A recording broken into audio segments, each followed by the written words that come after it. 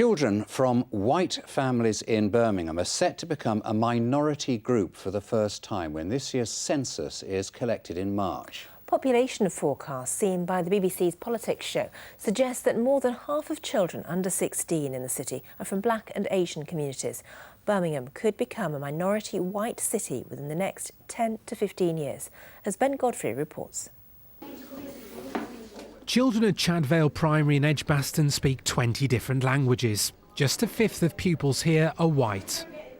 I think as a city it should be very proud, Birmingham, that in fact it has this way of welcoming anyone that comes to the city. It makes them feel welcome, makes them feel cherished, and then expects them to contribute to the Birmingham way.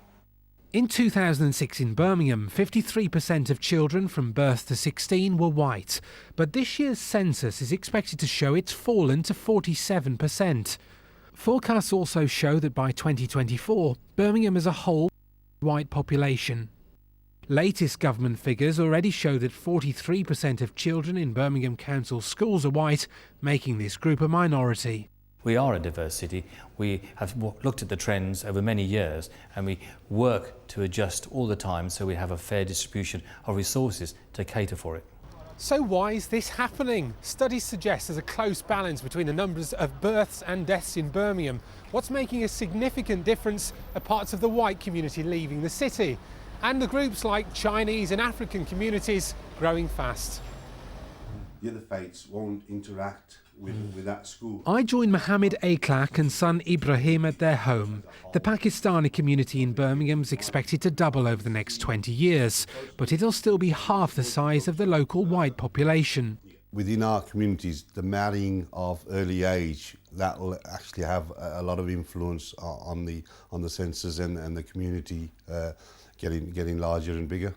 I mean, for instance, on Warren Road, we've got 15, 16 houses for immediate family who actually live on Warren Road.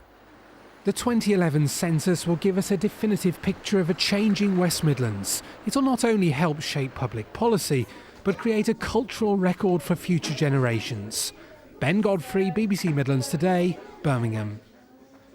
Watching that with us, our political editor, Patrick Burns. Hi, Patrick. So from that, it seems the census is likely to be a mixture of surprises, plus things that we sort of already knew.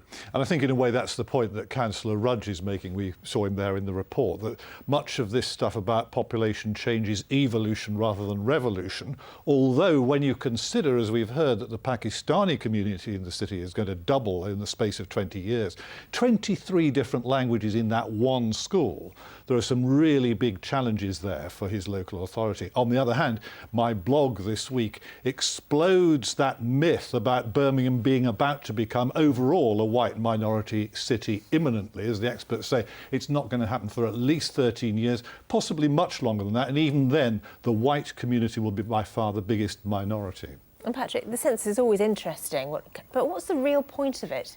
The real point, 500 million investment in investigating 2 million plus households across our region alone. And the idea is that the government's number crunchers in Whitehall departments can see, for example, if we are falling behind, as we expect in education and training, then they can weight future government spending plans accordingly to take account. It's not just about numbers, though, is it? I mean, the politicians have got to decide, really, how they're going to use this info. Heavy-duty politics, highly charged debate about immigration, diversity, multiculturalism. Only this week, the Conservative co-chair, Baroness Warsi, has complained that there's too much anti-Muslim sentiment, which is becoming socially acceptable. Patrick, thanks very much indeed. Thanks, Patrick. Of course, there'll be more on this in Sunday's Politics show. That's here on BBC1, 12 midday. Indeed it is.